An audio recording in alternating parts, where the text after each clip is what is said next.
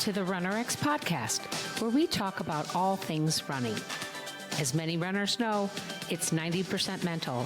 So join Coach Valerie and Coach Caroline as we go through the mental side of running. Welcome back to Tough Love Tuesdays. I'm your host, Coach Caroline, and I'm here to talk to you about your mindset and how you talk to yourself. And I've brought this up a couple of times before, but I'm seeing it a lot as we start getting nicer weather here in the States. People are getting out there more, and they feel like they have to almost put themselves down so that they feel better about where they are in their training.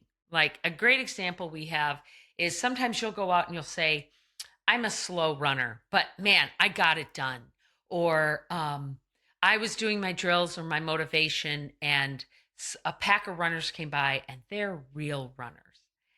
And I think, why would you think that about yourself?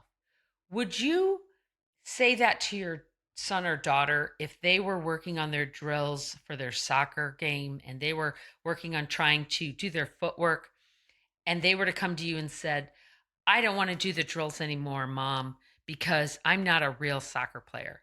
You'd say, yes, you are. Doing the drills is part of being a real soccer player, right? So why do we think that working on our movement, our standard of movement of running, makes us not a real runner? I want to challenge you to say, by us actually doing the work to do the correct movement, we actually are real runners. More so maybe than that runner that just rolls out of bed, throws on their shoes, and goes out and runs for 3 to 5 miles. I've been in that group before.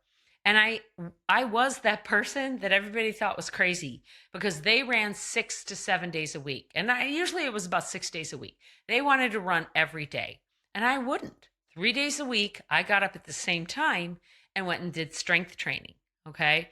And I did that because I was in my 40s.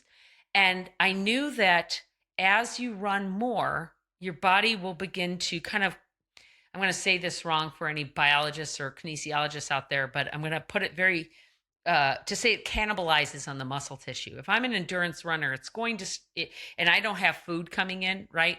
It's going to start using the muscle tissue, the protein of the muscles, right? So as an older runner who's running distance, I needed to start building my strength.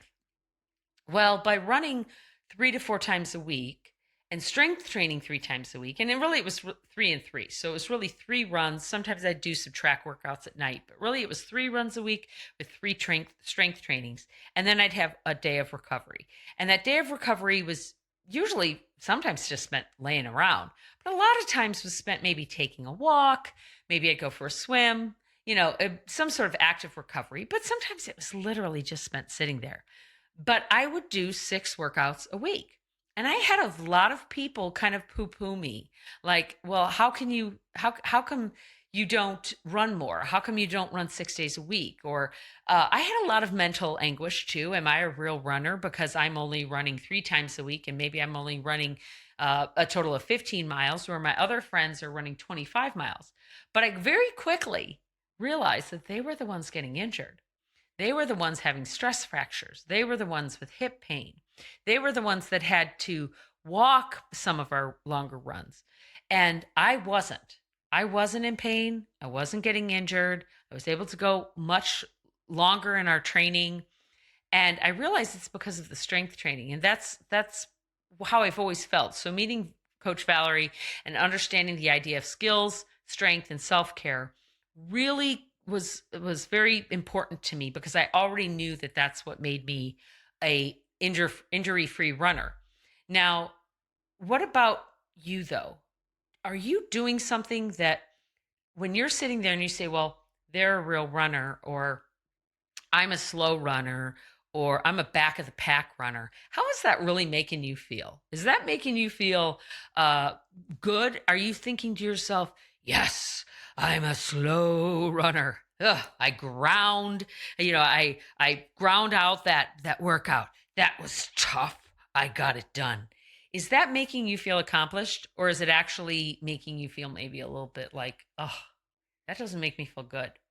I personally would rather be like, oh, that was so fantastic. It cleared my head. I came up with an answer to an issue I had with work, or hey, I thought of a solution for how we can solve how to make more room in the house for the extra car, or whatever it might be, or how we can balance our budget. When I would go out and just run for the joy of running, it was fabulous. It was a great connection with myself, with my body, with my surroundings. I would notice things like the trees, oh my gosh, they're blooming, or what a fantastic day. And then when I wasn't running, on the days that I was working out and I saw somebody running, I would think to myself, oh, what a glorious hill. Oh, I'm so envious you get to run in the middle of the day.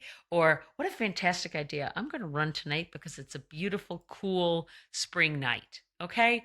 What I want you to do is stop thinking about running as a chore, thinking about running with adjectives like slow, uh, I'm a fake runner, I'm a back of the pack runner. Those adjectives are not going to get you motivated to jump out of bed, get you encouraged to keep going, um, have you have the mental endurance that it takes to possibly run a race at a speed or a distance that you've wanted to achieve, to challenge yourself. So challenge yourself by being more positive, or at least less negative about who you are in your running journey and how you want to be in the world. And we will talk to you next week. Thank you for joining us on the RunRX Podcast. If you'd like to know more, join us at www.runrx.fit. And if you have additional questions that you'd like answered on the podcast, email us at support@runrx.fit.